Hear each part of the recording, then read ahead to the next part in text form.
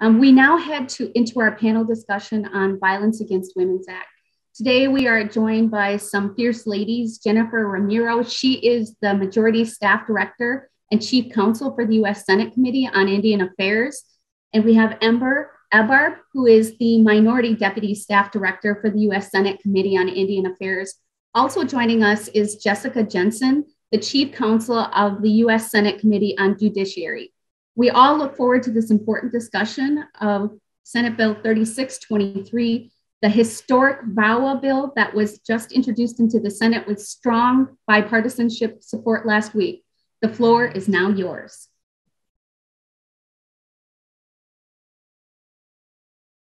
Thank you, everyone. Can you hear me all right? We can. Okay. Excellent. Thank you so much for that introduction. I appreciate it. Again, my name is Jennifer Romero. I'm the Majority Staff Director and Chief Counsel for the United States Senate Committee on Indian Affairs under Chairman Brian Schatz of Hawaii. I really appreciate the invitation today.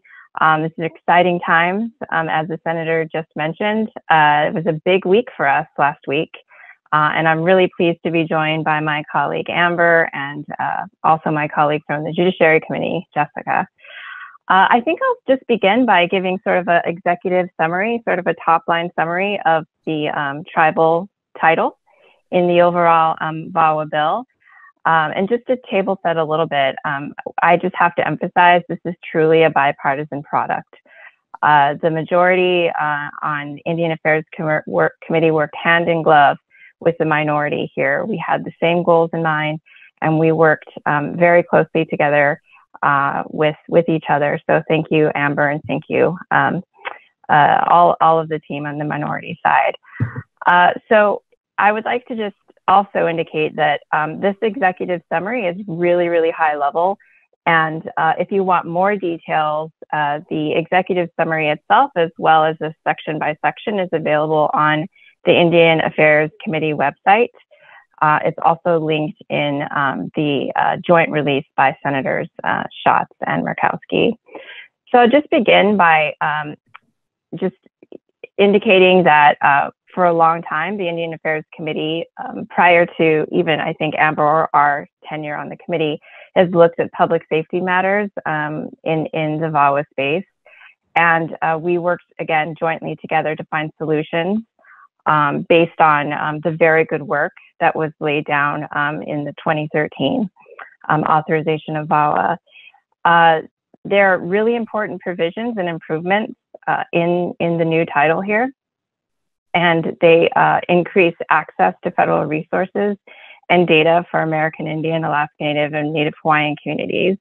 And the bulk of the tribal title is really based on the discussion draft that Senators Schatz and Murkowski released in December of last year. So in general, the bill's title does a few things. Number one, it maintains all of the 2013 VAWA provisions relating to jurisdiction over crimes of dating violence, domestic violence, and violations of tribal civil protection orders. But it does a couple of new things. It restores the special criminal jurisdiction related to child violence, sexual violence, sex trafficking, stalking, obstruction of justice, and assault of tribal justice personnel. It also ensures that Indian tribes in Alaska and Maine are able to exercise this special tribal criminal jurisdiction in order to keep their communities safe. It also provides, like I mentioned at the top, more federal resources to implement the special criminal jurisdiction. It increases the authorization level of the VAWA Special Tribal Criminal Jurisdiction Implementation Grant Program from $5 million a year to $25 million. It expands the VAWA Special Tribal Criminal Jurisdiction Implementation Grant Program to cover tribes' reimbursement costs. And it reestablishes the Bureau of Prisons Tribal Prisoner Program, as well as codifying the Department of Justice's Tribal Access Program, that's the TAP program, to provide tribes with access to national criminal information databases. And all of these improvements have really been because of the advocacy, because of the subject matter expertise, all of the advocates out there who have really done a great job, including NCAI, of telling us what's needed.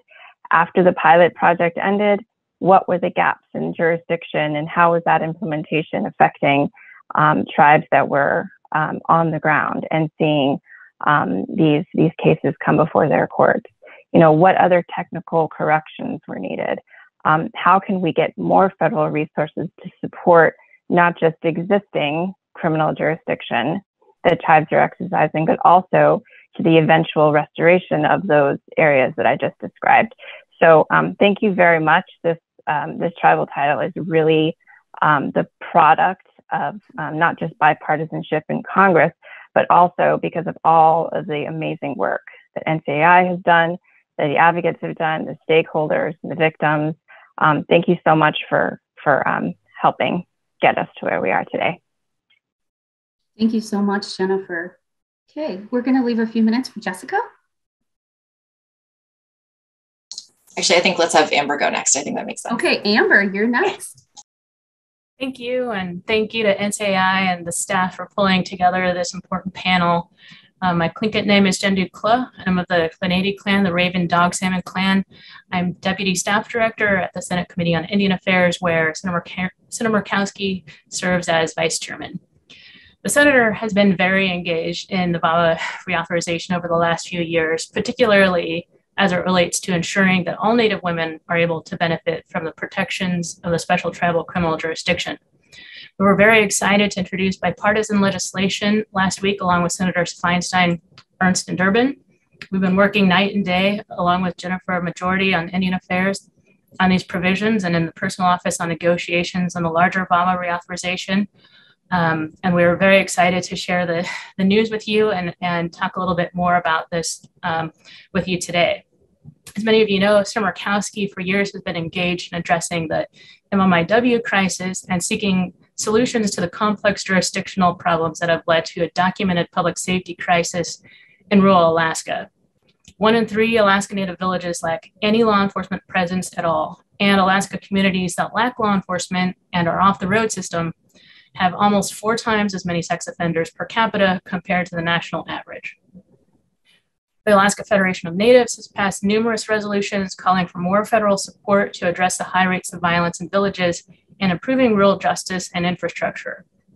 Native leaders across the state have called upon Congress to recognize the jurisdiction of all tribes in Alaska to prosecute domestic violence, sexual violence, child abuse, and related crimes in Native villages. The Senator has pursued multiple ways to improve the public safety and justice systems available to Native people. That has included directing resources to tribal courts, providing the first ever funding for MMIW initiatives in the Interior Bill, including what became the Missing and Murdered Units, and of course leading Savannah's Act and co-leading the Not Invisible Act with Senator Cortez Masto. But we know some of the more difficult areas of legislating are related to tribal jurisdiction and the larger VAWA reauthorization. As one of her top priorities, Senator Murkowski has been working to develop strong tribal provisions that uphold tribal sovereignty and protect Native women and communities. As Jennifer mentioned, one of the principles we started off with when we began working on this VAWA reauthorization is that there will be no rollbacks from 2013 VAWA. We also knew we needed to find bipartisan support for the reauthorization. Senator Murkowski has been engaged in a number of successful bipartisan efforts in the Senate, including the recent Infrastructure Investment and Jobs Act. I'm incredibly glad that so far we've been able to secure 11 Republican co-sponsors while holding firm on respecting tribal sovereignty and supporting self-determination.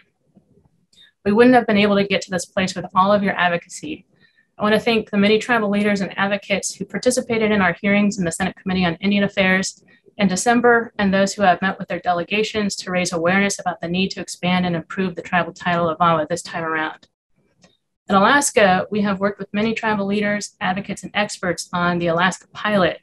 That includes Michelle Demert, Deborah O'Gara, Tammy Drew of the Alaska Native Women's Resource Center. We work with the Alaska Native Justice Center, the Tanana Chiefs Conference, Tlingit Haida, and of course the Association of Village Council Presidents, among many others. We listen to those most impacted by the complex jurisdictional scheme in Alaska and lack of resources By visiting villages across the state, Senator Murkowski traveled with former Attorney General William Barr, where they visited Bethel and Opaskiak, remote villages off the road system. After his visit, he declared a law enforcement emergency in rural Alaska under the Emergency Federal Law Enforcement Assistance Program. The declaration was in recognition that Alaska has the highest per capita crime rate in the country and faces unique geographic and jurisdictional landscapes. The COVID-19 pandemic has only exacerbated the conditions that led to the declaration of a law enforcement emergency. Last summer, rural Alaska saw 5 domestic violence homicides in only 10 days. In the 5 weeks after the state of Alaska declared a public health disaster, calls to domestic violence shelters increased 52%. So the tribal title that was introduced last week includes a lot of work going back to 2019 and even earlier.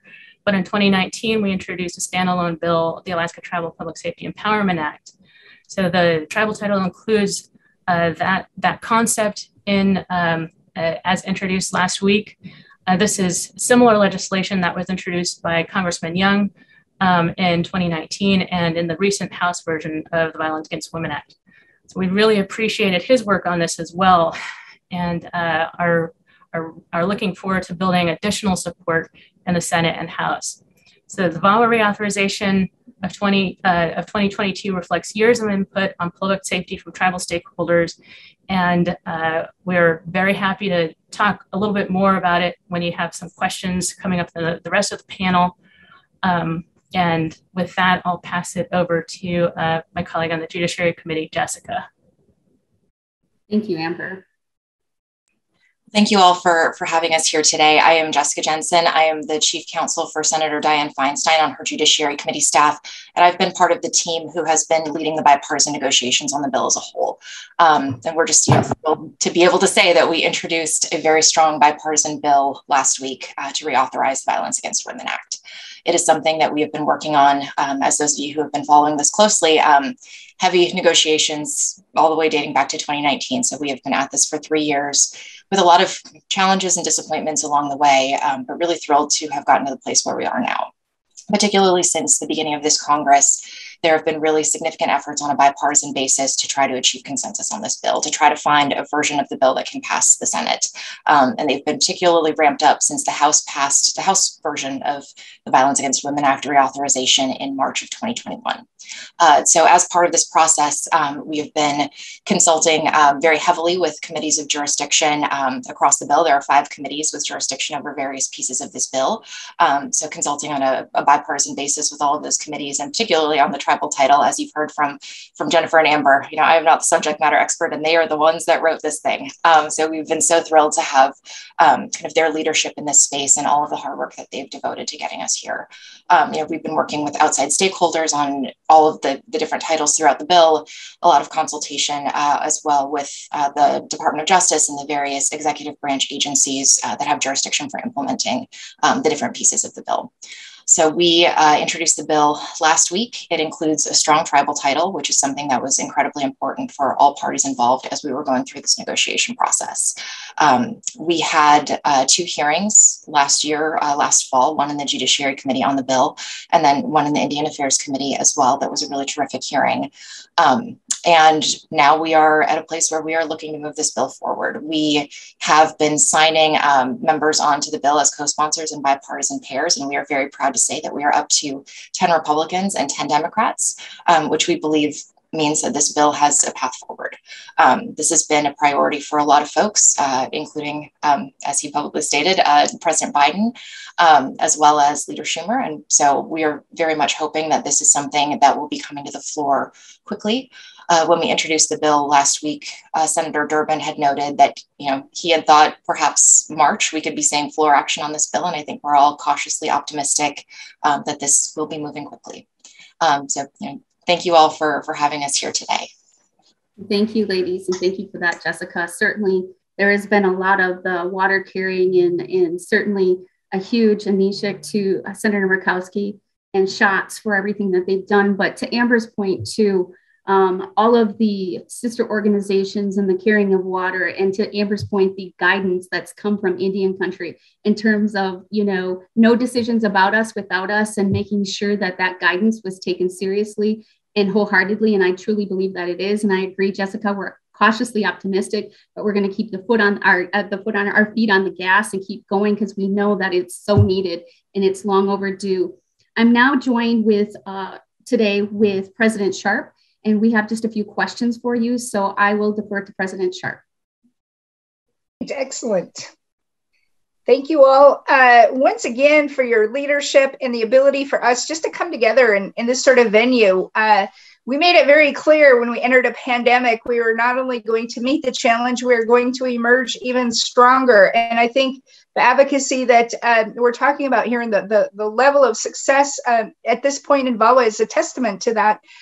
Even a global pandemic is not going to stop Indian country. So thank you for your continued hard work as we work to see this to the finish line. The first question we have is, how was the Judiciary Committee involved in drafting and negotiating the tribal provisions with the Senate Committee on Indian Affairs? Yes, I can jump in here. I am not the subject matter expert in this, so I will say I played a very gentle supporting role. It was really the Indian Affairs staff that did all of the lifting on this. And they did a really, really tremendous job. And the amount of effort that went into it was just truly exhaustive. So we were here supporting, frequently in touch, but, we were not the hands-on piece of this. Okay, great. Thank you. The next question we have, President Sharp. Yes. I'm sorry to interject. Is it okay if I add a little bit of color to Jessica's Oh, absolutely. response? Please do. Okay. I just want to, again, thank Jessica and her team and all the folks on the judiciary that really supported us in our work. But really just wanted to note that this is, a work product that's been years in the making. We've been at it for over 7 years. At the Indian Affairs Committee, at the end of the pilot project, we, like I said in my opener, we learned about all the gaps in jurisdiction that were problematic for implementing tribes and the technical problems to 2013 VAWA. And in fact, NCAI was really key because NCAI convened a meeting with the Indian Affairs Committee and the pilot tribes to brief us after the 5-year pilot period was over, to really just educate us on all the challenges and all the areas and the improvements that could be made looking forward. And so really that's what you see reflected in the tribal title that you all see today. Thanks to all the good work from the ITWIG and the VAWA working group at NCAI, their partnership is really important. But I just want to underscore that these ideas came directly from implementing tribes, tribal leaders, Indian countries, partners, and technical experts. Folks that have read the bill and will recognize a lot of the text is very familiar. You see text from the Native Youth and Tribal Officer Protection Act, which is a former Vice Chairman Tom Udall and current Chairman Schatz's priority. You'll see text from the Justice for Native Survivors bill as well. So these are all concepts that are not, we didn't come up with them. This is all input from, on the ground, tribal leaders, advocates, victims, and others. And the NCAI 5-year report was also instrumental in educating us about what was needed. So that work alongside what SCIA has been able to do over the past 7 years, legislative hearings on the Native Youth and Tribal Officer Protection Act, on the Justice for Native Survivors Act.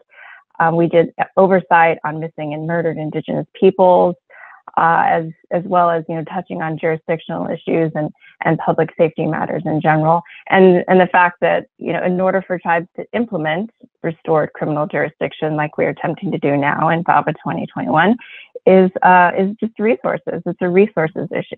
Let's get folks and tribes the resources they need to implement.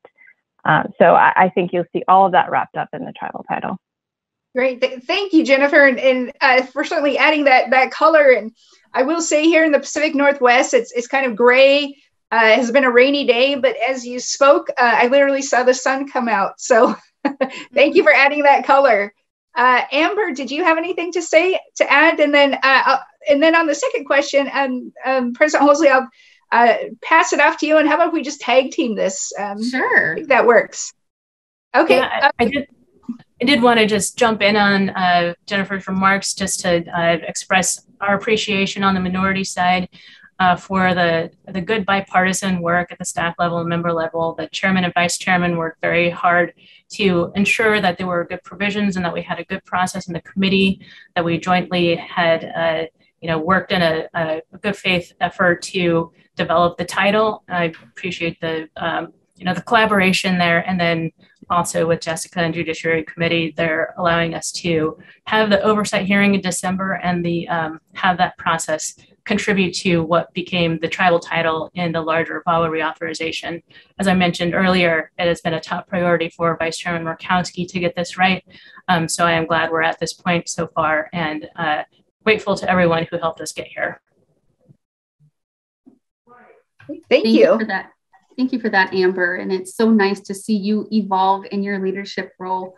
As you may or may not know, Amber used to be a part of our team at NCAI, and it's so nice to see her evolve in her leadership role at very purpose intended. So I think we are in good hands with you and your leadership too. So thank you very much for that, Amber. As the this reauthorization includes a really, really significant, hard-fought inclusion of Alaska and Alaska natives. And Senator Murkowski especially fought hard for the Alaska pilot project that allows multiple Alaska Native villages to exercise their jurisdiction under VAWA. Can you discuss more about this pilot? Yeah, happy to. And we're really hopeful for what this could mean to Alaska and the tribe's ability to protect their citizens in rural Alaska and Native villages.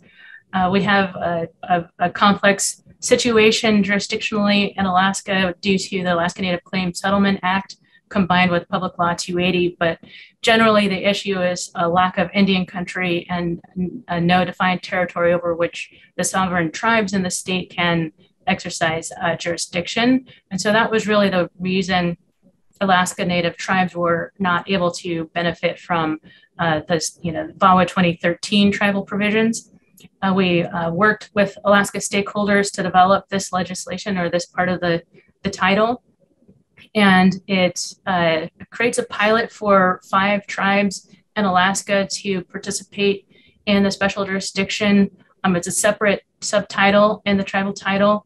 And we had to address the unique lack of Indian country. It's not creating new Indian country, but it is allowing tribes and their villages to participate in the pilot, up to a total of 30 tribes in Alaska.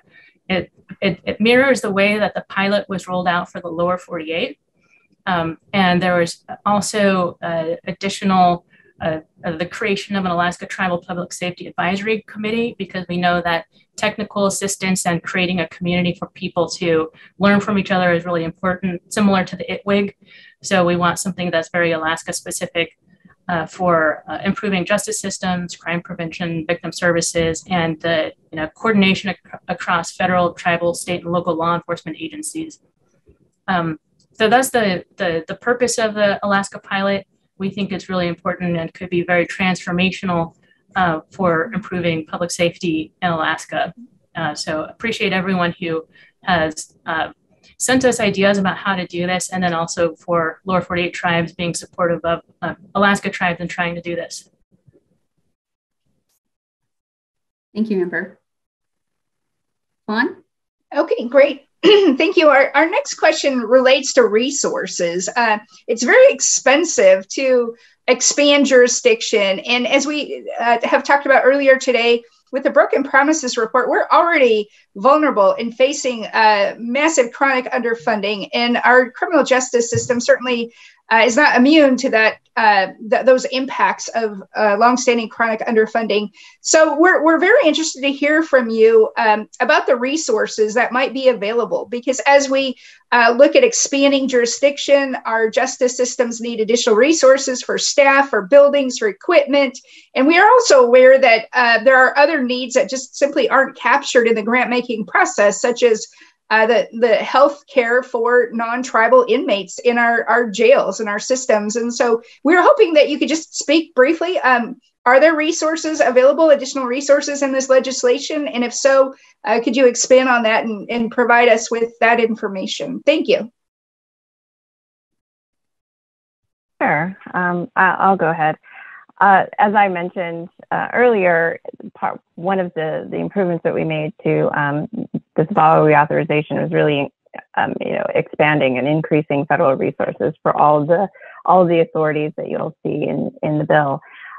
Increased authorization from $5 million per year to $25 million per year, which is a sizable increase. We expect that, frankly, it probably will take more, but it is a step in the right direction. There's also increased uses under it's Section 804 of the bill, if folks are interested.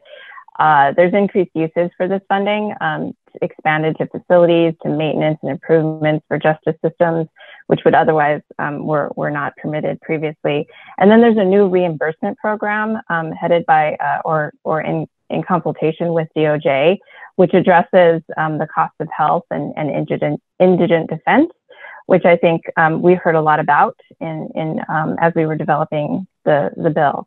But really three primary criteria as we were looking at the overall resource concern was we needed to have full transparency.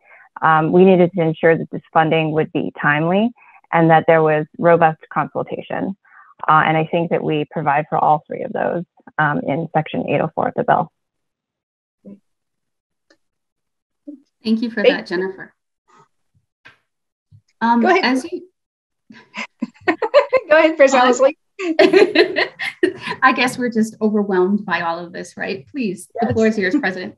Oh, and I just remembered one other thing. Outside of the tribal title, there's actually tribal set-asides. So let's not forget there are helpful resources that are contained in other areas of the bill. We worked very closely with Jessica's team and Judiciary to make sure that that happened. And I can just give you an example. In Section 507, it's the expanding access to forensics for victims of interpersonal violence. And that creates a demonstration grant program for institutions of higher education to conduct a comprehensive forensic training, essentially. And so there's a 15% tribal set aside, which includes Native Hawaiian organizations for grantees that work with tribes and UIOs as well. Great, so there's more where that came from the tribal title as far as resources are concerned. Oh, thank you. That's good to know. And President Hosley, question 4, I'll turn it back over to you. Sure. As you know, the National Institute of Justice, or NIG, has suggested that over 80% of Native Americans will be a victim of intimate partner violence, sexual assault, violence, or stalking in their lifetime, as you expounded on earlier. They also found that 90% of these victims were victimized by non-Indian perpetrators. So how has VAWA and how will this reauthorization help combat these horrific statistics?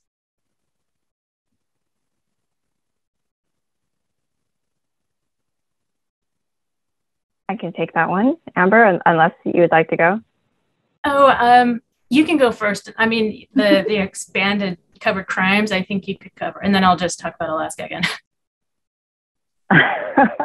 Okay, so I think I can answer this pretty simply. I mean, jurisdiction creates accountability, and without jurisdiction, there is no accountability. And I think Representative Moore put it very well. We can't expect that non-Indians who commit violence against Native women on Native lands can go unpunished. That's a full stop no. And I think the tribes were able to prove that they're able to do it. They can do it well, and that a fuller restoration of those that jurisdictional authority was important and necessary. And you see that in our bill. We have to, I think one of the main challenges to, full restoration or the incremental restoration of jurisdiction that we're seeing now is data. Data, not implementation, was so incredibly important because we had to push back against misinformed opponents to the restoration of tribal criminal justice with respect to the ability of courts, of tribal courts. And that that expertise about, data and how implementation was going was so important to push back against folks that were making that argument, because now that we have the data after many years of implementation, we were able to essentially come up with the improvements to the tribal title that you see in the bill, as well as, be on firm ground to state that restoration of jurisdiction was fully merited. There's something, Amber, you like to go? Yeah, I just that for Alaska and the lower 48, I'm sure as well, empowering tribal governments to take more responsibility by ensuring they have legal authority to act, make tribal governments more engaged in those local activities and able to curb and address domestic violence and related crimes. And they'll do so in a way that is culturally appropriate and leads to less recidivism. That's just the general philosophy. It's the thing that we understand about why self-governance and Indian self-determination in general is so effective as federal Indian policy. So that's what we're trying to do in the Alaska pilot. And then also the tribal title is supporting tribes and protecting their communities. So I think that that's what I wanted to add to that. Great, thank you. We'll go to the fifth question. We note in this legislation that there are provisions for habeas corpus and notice. How are these provisions different than VAWA 2013, and what will that mean for implementation in any of the differences? Could you speak to that issue, please? Sure. I just like to sort of table set a little bit on, the intent that we had with this particular provision. It really was to legislate parity and not legislate boundaries. That is really, really key. As Amber mentioned before, it was the threshold agreement between all of the parties involved in the legislative process that we would not agree to any rollbacks from 2013. And that remained true. It was important for us as we were negotiating this particular provision that tribal courts had alignment with state courts and that there was parity and full faith and credit of tribal courts. The tribal court systems deserve respect, and they've demonstrated that they should have that respect on par with state courts. And so as we were developing this provision, it was really important for us to recognize that how can we create parity without binding tribal courts to some separate standard that was inappropriate. It was really important for us to acknowledge and retain that tribal courts and state courts had parity. So you'll see that in the language of the text that the habeas notice is substantially the same as that of current law, the Indian Civil Rights Act, Section 203. The only difference is that notice for habeas must be in writing. And that is not something that I think we all thought that was achievable. It is something that, as a matter of practice, happens anyway. And so we don't see that as a real big distinction or difference, because tribal courts are already exercising that authority and doing it very well. What we think is really important, though, and this is a big win for Indian country, is that tribal court exhaustion is now in statute. It codifies that practice and it brings parity with it. That is the parity of tribal courts and state courts in the exercise of that really important habeas authority. So just to recap, we wanted to legislate parity, not legislate barriers. And I think we were able to do that in this particular provision. Excellent. Thank you for that response. We're certainly really focused on parity across many pieces of legislation, and to the extent we can achieve that with the state and local governments, we're going to continue to make that advancement, and we're not going to go back to being in systems where there is a lack of parity. So thank you for that. President Holsley, floor is yours for the next question. Thank you, President Sharp, and I think this will close us out, and I think timely.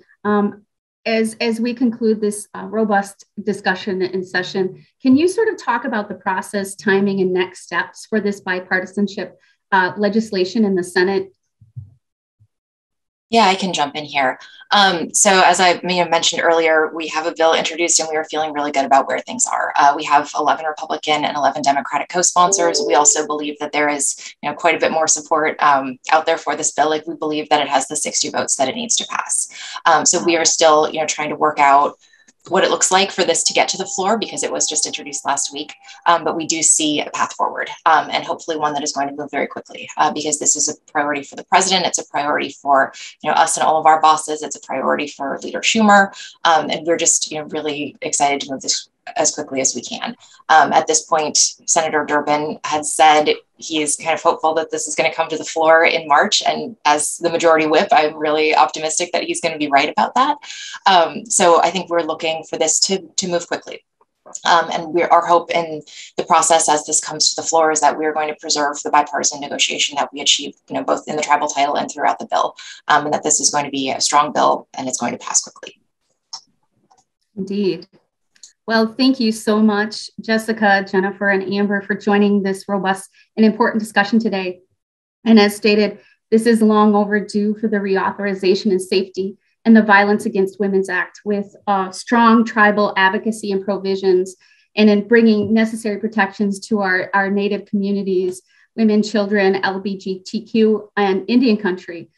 We can't wait for this to be authorized, because now is too long, and our safety of our communities and the jurisdiction of our sovereignty is needs to be upheld, and we need to move forward in a robust way. So thank you so much all for joining us today, and we look forward to future conversations. Next, it has been a sincere honor and pleasure hosting today's segment, and I just want to thank you all for sharing some space. And I'm perhaps just a little reflective today and inflective in terms of what's happened. And a very good friend and chairman shared some really good words, and trying to sort of exercise what we've all enveloped today, from President Sharp's phenomenal words to Governor Lewis, to Chairman Maccaro, to our fierce advocates and leaders out there. And really, what the words he shared, I thought were extremely profound. He talked about, it said, the hero does not become great during periods of comfort.